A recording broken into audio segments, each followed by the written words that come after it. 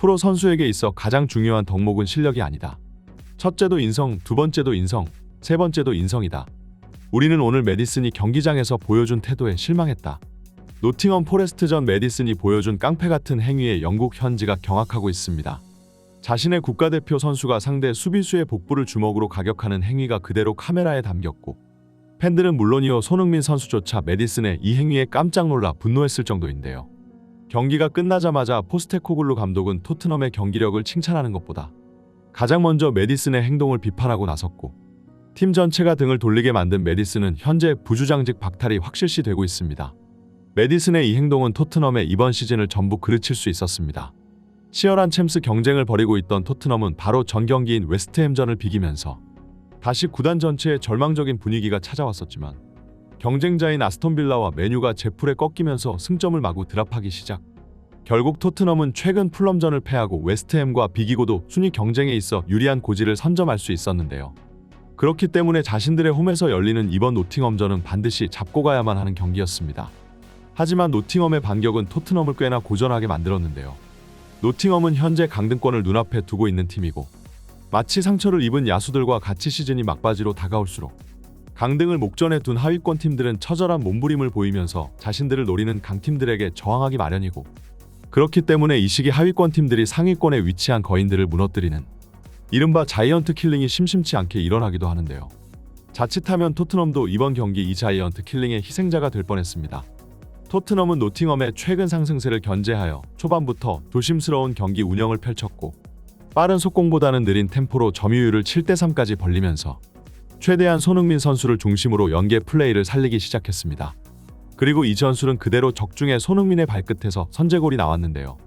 손흥민은 원톱 자리에서 공격형 미드필더로 내려와 공이 흐름을 살려 그대로 이어나갔고, 이때 토트넘을 견제하고 있었던 5명의 수비라인과 3명의 미드필더는 모두 손흥민에게 시선이 쏠리고 있었습니다. 그동안 손흥민 하나를 막아내기 위한 압박 전술을 펼치는 감독들이 많이 있었지만, 전 토트넘 감독이었고 손흥민을 지도했던 경험이 있는 노팅엄의 감독 누누 산투스는 손흥민을 유독 의식했는지 거의 8명이 되는 선수들을 손흥민 근처에 배치시키면서 집중 견제를 한 것인데요. 하지만 손흥민은 이런 상황을 오히려 역으로 이용했습니다. 중앙으로 선수들이 좁게 늘어선 만큼 측면에는 넓은 공간이 생기기 마련이고, 곧바로 미드필더로 내려와 공을 받은 뒤 왼쪽 측면의 베르너에게 그대로 흐름을 살려 패스를 밀어넣어준 것이죠.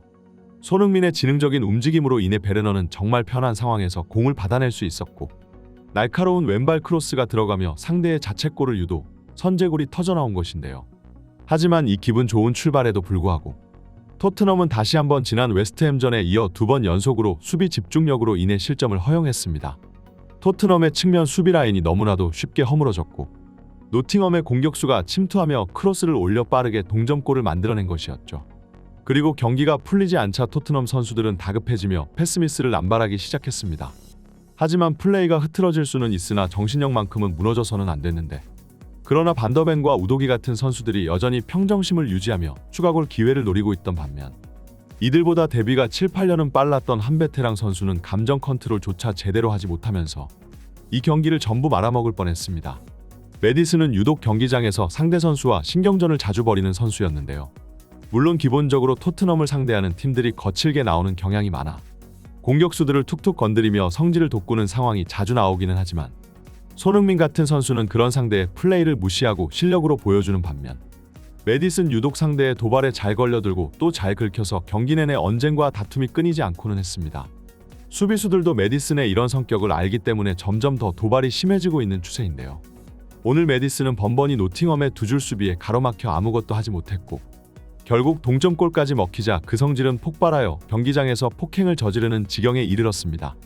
44분경 노팅엄의 미드필더 라이언 예이츠가 자신에게 끊임없이 달라붙자 매디슨은 결국 주먹으로 예이츠의 복부를 가격하며 인성질을 시전했습니다. 예이츠는 그대로 바닥에 쓰러졌고 VAR을 요구했는데요.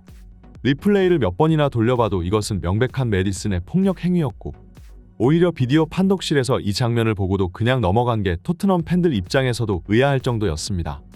매디슨의 깡패짓은 자신은 물론이고 팀까지 위험에 빠뜨릴 수 있었던 수준 떨어지고 저열한 행위였는데요. 손흥민조차 이런 매디슨의 행동에 당황하는 듯이 보였고, 이걸 눈앞에서 지켜본 포스테코글루 감독은 더욱 분노할 수밖에 없었습니다. 그럴만도 한 것이 이 행동 하나로 앞으로의 챔피언스 리그 진출이 모두 날아갈 버릴 수도 있었기 때문인데요.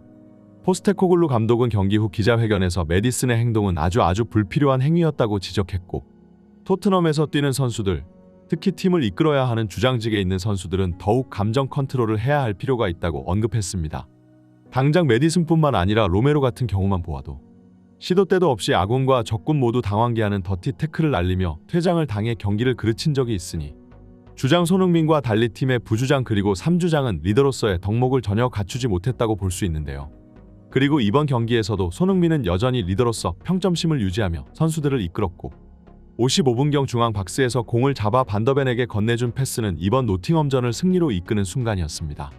드리블을 치는 척하며 수비수들의 시선을 빼앗았고, 곧바로 옆에 반더벤에게 패스를 내주며 반더벤은 이 공을 왼발 중거리 슛으로 처리해 골망을 흔든 것인데요.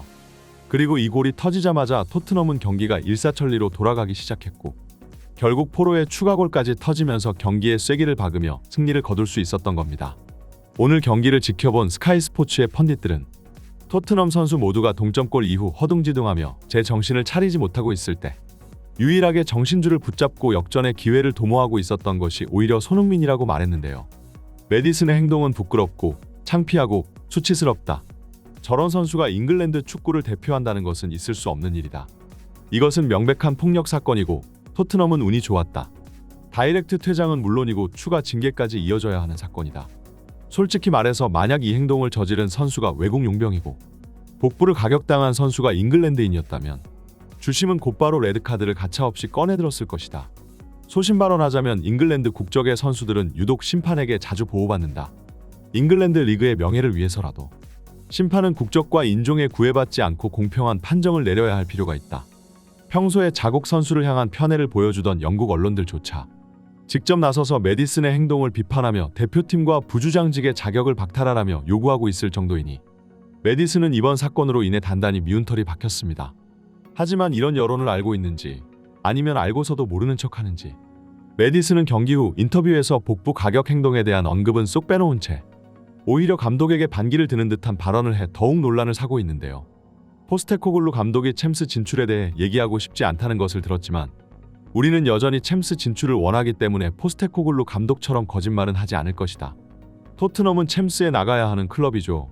이는 타협의 대상이 될 수 없습니다. 다음 시즌은 리그 우승이 우리의 목표라는 생각이 듭니다.